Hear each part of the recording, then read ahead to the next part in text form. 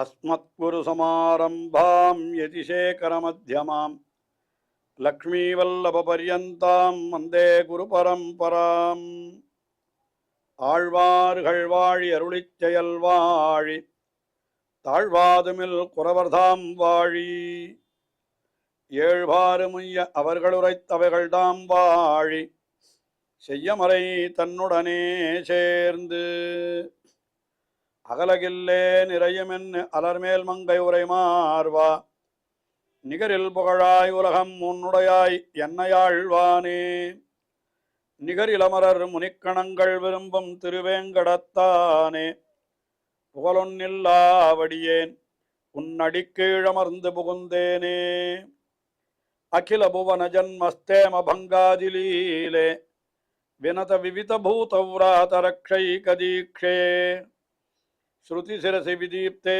பிரம்மணி ஸ்ரீனிவாசே பவது மம பரஸ்மின் சேமுழி பக்திரூபா श्रीमान् वेंकटनाथार्य कवितार्किककेसरी वेदान्ताचार्यवर्यो मे सन्निधत्तां सदा हृदि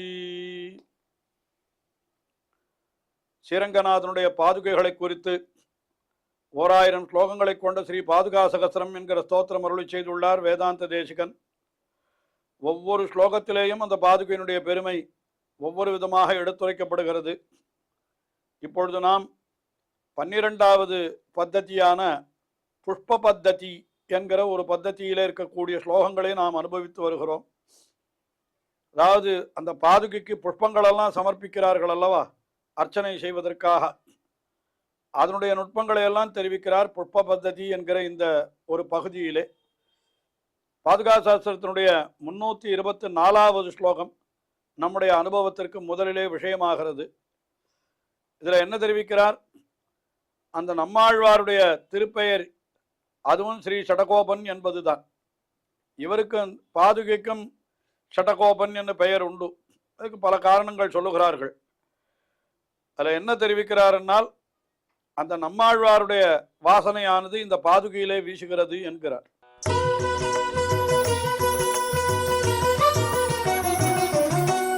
कुसुमेषु समर्पितेषु भक्तैः त्वयिरङ्गेश पदावनि प्रतीमः षटकोपमुनेस्त्वदेकनाम्नः सुभगं यत्सुरभित्वम् अस्य नित्यम्.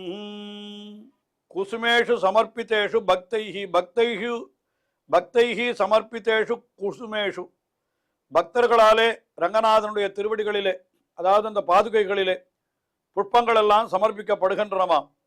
பக்தைஹி சமர்ப்பித்தேஷு குசுமேஷு துவயி உன்னிடத்திலே அவை சமர்ப்பிக்கப்படுகின்றன என்ற. ரங்கேஷ பதாவனி, ரங்கநாதனுடைய திருவடிகளை ரட்சிப்பவளே என்ன அந்த பாதுகையை பார்த்து சொல்லுகிறார். நாங்கள் என்ன பிரதிமகா என்ன நினைக்கிறோம் என்று கேட்டால், ஷடகோப முனேஹே துவதேகநாம்னஹா, அதாவது ஷடகோப முனி என்பவர் யார்? துவதேக நாம்னஹான்ற பாதுகையினுடைய பெயரே தான் அவருக்கும் வைத்திருக்கிறார்கள். அதாவது சாதாரணமாக சொல்லுகிற பொழுது நம்மாழ்வாருடைய பெயர் தான் அந்த பாதுகைகளுக்கு ஏற்பட்டது என்று இப்படியும் சொல்லுவதுண்டு. நம்மாழ்வாருக்கு ஷடகோபன் என்று பெயர், அந்த பெயர் தான் பாதுகைக்கு ஏற்பட்டது. அதனால்தான் சந்நிதிகளிலெல்லாம் அந்த பெருமானுடைய திருவடி நிலைகளை ஸ்ரீ ஷடகோபன் என்கிற சொல்லாலே சொல்லுகிறோம் என்று பார்க்கிறோம். ஆனால் சில புராணங்களிலே இப்படி இருப்பதாகவும் சிலர் சொல்லுகிறார்கள். என்ன இருக்கிறதுன்னு கேட்டா, ஏதோ ஒரு விஹகேஸ்வேத சம்ஹிதையோ ஏதோ ஒரு புஸ்தகத்தில் என்ன சொல்லப்பட்டிருக்கிறது, எம்பெருமான் ஷடன் என்று ஒரு அசுரனை அழிப்பதற்காக தன்னுடைய பாதுகைகளை ஏவினான் என்றும், அந்த பாதுகைகளே போய் அந்த ஷட்டனை அழித்து விட்டது என்றும், அதனால பாதுகைக்கு ஷடகோபன், ஷடன் என்கிற அசுரனிடத்திலே கோபித்தவன் என்ற பெயர் ஏற்பட்டது என்றும், அந்த பெயரைத்தான் நம்மாழ்வார் பிற்காலத்திலே கொண்டார் என்றும் இப்படியும் சில பேர் சொல்லுகிறார்கள். ஆனால் பிறக்கிற பொழுதே ஷடம் என்கிற வாயுவை கோபித்தபடியினாலே நம்மாழ்வாருக்கு ஷடகோபர் என்று பெயர் ஏற்பட்டதாக குரு பரம்பரை வரலாறுகள் தெரிவிக்கின்றன. திருவடி நிலைகளெல்லாம் யாருக்கு யார் திருவடி நிலையா இருக்கிறார்களோ அவர்களுடைய பெயரைத்தான் இடுவது வழக்கம். சடகோபருக்கு வேணா இந்த பெயரை சொல்லிவிடலாமே தவிர சடகோபருடைய திருவடி நிலைக்கு என்ன பெயர் என்று கேட்டால் ஸ்ரீராமானுஜன் என்று பெயர் சடகோபருடைய பாதுகைக்கு. ஏன்னா ராமானுஜர் தான் அவருக்கு பாதுகை ஸ்தானத்தில் இருக்கிறார். ராமானுஜருடைய பாதுகைக்கு என்ன பெயர் என்று கேட்டால் திருமலையிலே ராமானுஜருடைய பாதுகைக்கு அனந்தாழ்வான் என்று திருநாமம். இன்னும் சில இடங்களிலே பல இடங்களிலே ராமானுஜருடைய பாதுகைக்கு முதலியாண்டான் என்று திருநாமம் என்று இப்படியெல்லாம் பார்க்கிறோம். இவர்களுடைய திருநாமத்தை பாதுகைக்கு வைப்பது என்பது உண்டு. அதுபோல ஆழ்வாருடைய திருநாமம் எம்பெருமானுடைய பாதுகைக்கு வைக்கப்பட்டது என்றும் கொள்ளலாம். அதையெல்லாம் சேர்த்துத்தான் இங்கே சடகோபமுனேகே துவதே கதாம்னா, உன்னுடைய பெயரையே உடையவரான சடகோப முனிவர் அவருடைய சுபகம் சுரபித்வம் அஸ்ய நித்யம் பிரதீமஹா, அவருடைய சுபகம் சுரபித்வம் மங்களகரமான அந்த அவருடைய வாசனை, அதாவது நம்மாழ்வாரிடத்துல என்ன வாசனை கிடைக்கும் என்ன, நாட்கமழ் மகிழ் மாலை மார்பினன் என்று சொல்லப்பட்டபடி நம்மாழ்வார் மகிழ் மாலை வகுள மாலை அணிந்திருப்பவராகினாலே அந்த வாசனை தான் வீசும். அந்த இன்பமாயிருக்கிற அந்த சுரபித்வம் வாசனை அது நம்மாழ்வாருடையது என்று தோன்றும்படியாய் இருக்கிறது என்று சொல்றார். சுரபித்வம் இல்லாட்ட இதுக்கு சுரபித்வம் என்கிறதுக்கு இன்னொரு அர்த்தமும் சொல்றாரு வியாக்கியானத்தில். என்ன சொல்லுகிறார்கள் என்னால் தேவதைகளுடைய கீழ்நிலையை காட்டுகிறது. அதுவும் சுரபித்வம் என்கிறதுக்கு என்ன அர்த்தம், சுரர்களுடைய தாழ்ந்த தன்மை. அதாவது பகவான் ஒருத்தன் தான் உயர்ந்தவன், மற்ற எல்லாரும் தாழ்ந்தவர்கள். இதை சொன்னவர் யாருன்னு கேட்டா நம்ம ஆழ்வார். அவர் சொல்லி இருக்கிறாரோ இல்லையோ, என்ன சொல்லி இருக்கிறார் என்று நாம் நம்மாழ்வாருடைய ஸ்ரீசூக்திகளை பார்த்தோமானால், பரன் திறமன்றி பல்லுலகீர் தெய்வம் மற்றில்லை பேசுமினே என்று எல்லாரும் எம்பெருமானுக்கு கீழ்ப்பட்டவர்களான தேவதைகள் உண்டே தவிர எம்பெருமானுக்கு சமமாயோ மேலோ மேலானவர்களாயோ தேவதைகளே கிடையாது என்று சொல்லுகிறார். ஆயினாலே நம்மாழ்வார், அதாவது எம்பெருமானுடைய திருவடிகளிலே சமர்ப்பிக்கப்பட்ட புஷ்பமானது நம்மாழ்வாருடைய அருளி செயலை ஞாபகப்படுத்துகிறது. ஸ்ரீசூக்தியை. என்ன ஸ்ரீசூக்தி? எல்லாரும் எம்பெருமானுக்கு கீழ்ப்பட்ட தேவதைகள், எம்பெருமான் ஒருத்தன் தான் எல்லாருக்கும் மேம்பட்ட தேவதை என்று அதை காட்டுகிறது என்று இந்த சுரபித்தம் என்கிற சொல்லுக்கு அந்த சொல்லையும் அர்த்தத்தையும் கொள்ளும்படியாக அர்த்தம் காட்டி இருக்கிறார்கள். அடுத்தபடியாக 325வது ஸ்லோகம். இந்த 325வது ஸ்லோகத்தில் என்ன தெரிவிக்கப்படுகிறது என்னால், எம்பெருமானுக்கு 4 இடங்களிலே பூஜைகள் செய்யப்படுகின்றன என்று ஒரு விஷயத்தை தெரிவிக்கிறார். அதாவது எம்பெருமானுக்கு எப்பொழுதுமே சந்நிதிகளிலே 4 இடங்களிலே பூஜை செய்வது உண்டு என்று அது பாஞ்சராத்திரம் ஆகமம் அதிலே சொல்லப்பட்டிருக்கிறது. முக்கியமாக பவித்ரோத்சவத்திலே நாம் பார்த்தோமானால் ஒரு குடத்தை வைத்து அந்த குடத்திலே தீர்த்தத்தை பூரித்து அதிலே எம்பெருமானை ஆவாகனம் செய்து அதிலேயும் எம்பெருமானை அர்ச்சனை செய்வார்கள். அதுக்கு மேலே அக்னி யாகசாலை, அந்த யாகசாலையில் அக்னியை வளர்த்து அதிலேயும் எம்பெருமானுக்கு அர்ச்சனைகள் செய்வார்கள். தண்டிலம் என்று அதிலேயும் எம்பெருமானுக்கு அர்ச்சனை செய்வார்கள். எம்பெருமான் திருமேனி விக்கிரகத்தோடு எழுந்தருளிருக்கிற இடத்திலையும் அர்ச்சனை செய்வார். கடம் அக்னி தண்டிலம் விக்கிரகம் என 4 இடங்களிலே எம்பெருமானுக்கு ஆராதனம் நடைபெறுகிறது. அதுபோல இங்க பாதுகைக்கு 4 இடத்துல ஆராதனம் என்று சொல்லுகிறார். என்னன்னா ஸ்லோகத்தை பார்ப்போம்.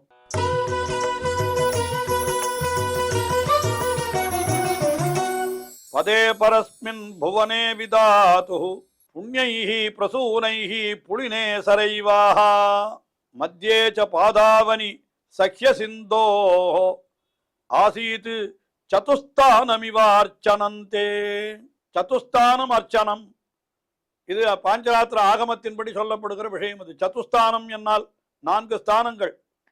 அதாவது எம்பெருமானுக்கு குண்டத்திலே, அக்னியிலே, கும்பத்திலே, ஸ்தண்டிலத்திலே என்ன 4 இடங்களிலே அப்படி அதாவது சொல்லுகிறார்களோ, அதான் கடத்திலே, அக்னியிலே, தண்டிலத்திலே, விக்கிரகத்திலே, கும்பம், பிம்பம், யாகம், கடம் என்ன இப்படி, அதாவது அக்னி, யாகம், அக்னி என்ன இப்படியெல்லாம் சொல்லப்பட்டிருக்கிறது. ஆயினாலே இங்கேயும் கூட எம்பெருமானுக்கு 4 இடம் என்று சொல்றார். எங்கேன்னு கேட்டா பதே பரஸ்மின் பதே, பரமபதத்திலே எம்பெருமானுக்கு அர்ச்சனை விசேஷமாக நடைபெறுகிறது என்று ஒரு இடத்தை சொன்னார். அப்புறம் விதாத்துஹு புவனேஹே, விதாத்துஹு, விதாத்தா என்னால் பிரம்மா, பிரம்மாவனுடைய புவனம் இருக்கிறதே அதாவது சத்தியலோகம், அங்கேயும் அவனுக்கு பூஜைகள் எல்லாம் நடைபெறுகிறது. பாதுகைகளுக்கு பூஜை அங்கேயும் நடைபெறுகிறது. அப்புறம் சரைவாகா சரை புலினே, சரையு நதியினுடைய மணல் குன்று எதுன்னு கேட்டா அயோத்தியை, அங்கேயும் கூட எம்பெருமானுடைய பாதுகைக்கு பூஜை எல்லாம் நடைபெறுகிறது. அதுதான் கீழே நாம் மிக விரிவாக பார்த்தோம் இந்த ஸ்தோத்திரத்திலேயே. அதற்கு மேலே சொல்லுகிறார், சஹ்ய சிந்தோஹோ மத்தியேச்சா, சஹ்ய சிந்து என்னால் காவேரி, அந்த மலையிலிருந்து பெருகுகின்ற ஆறு அல்லவா, அந்த காவேரியினுடைய நடுவிலேயும் இருக்கக்கூடிய திருவரங்கத்திலேயும் அப்படி அந்த பாதுகைக்கு பூஜையானது நடைபெறுகிறது என்று பார்த்தால், இப்ப என்ன, சதுஸ்தானமிவ அர்ச்சனந்தே, 4 இடங்களிலே உனக்கு அர்ச்சனை, பரமபதத்திலே, சத்தியலோகத்திலே, சரையு நதிக்கரையிலே, காவேரி நதிக்கரையிலே என்று 4 இடங்களிலே உனக்கு புஷ்பங்களாலே அர்ச்சனை நடைபெறுகிறது என்று இப்படியாக அந்த பாஞ்சராத்திர ஆகமத்தை ஒட்டி சில விஷயங்களை தெரிவித்தார். அடுத்தபடியாக 326வது ஸ்லோகம். இந்த ஸ்லோகத்தில் என்ன தெரிவிக்கிறார் என்னால், நிறைய செல்வத்தை அடைய வேண்டும் என்று நினைக்கக்கூடிய அப்சரசுக்கள் எல்லாம் என்ன பண்ணுகிறார்களாம், அங்க கற்பக மரத்தில் இருக்கக்கூடிய புஷ்பங்களை கொண்டு எம்பெருமானை ஆராதிக்கிறார்கள், எம்பெருமானுடைய பாதுகையை ஆராதிக்கிறார்கள் என்று தெரிவிக்கிறார்.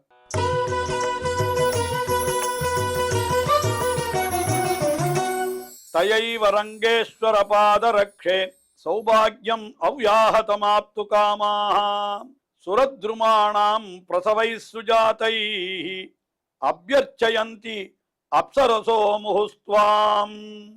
ஹே ரங்கேஸ்வர பாதரக்ஷே, ரங்கநாதனுடைய திருவடிகளை அலங்கரிக்கின்ற திருவடியே, அந்த ரங்கநாதனுடைய திருவடிகளையே காப்பாற்றுகின்ற பாதுகையே என்று அதை சொல்லுகிறார்.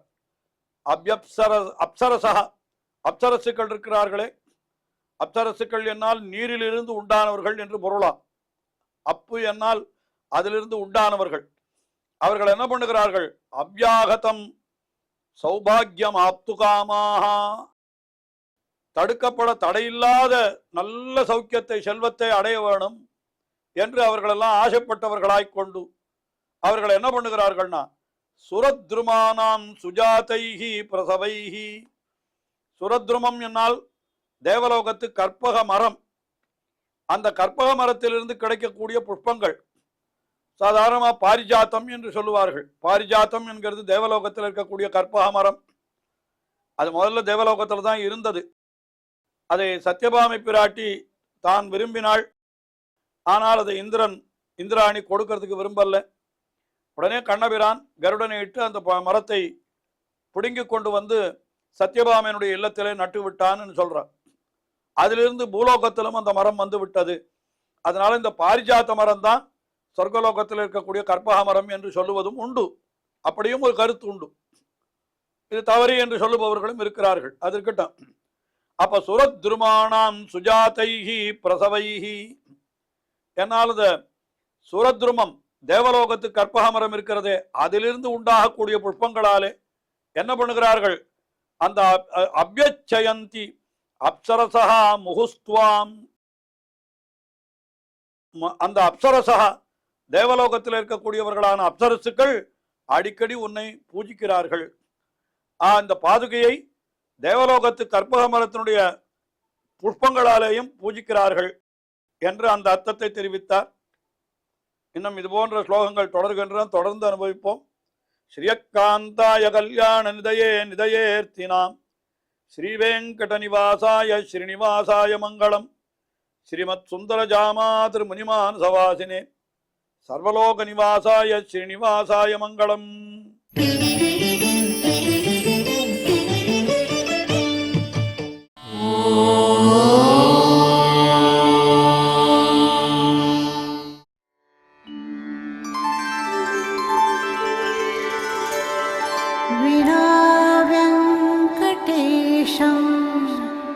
ननाथो ननाथः सदा वेङ्कटेशं स्मरामि स्मरामि हरे वेङ्कटेश प्रसीद प्रसीद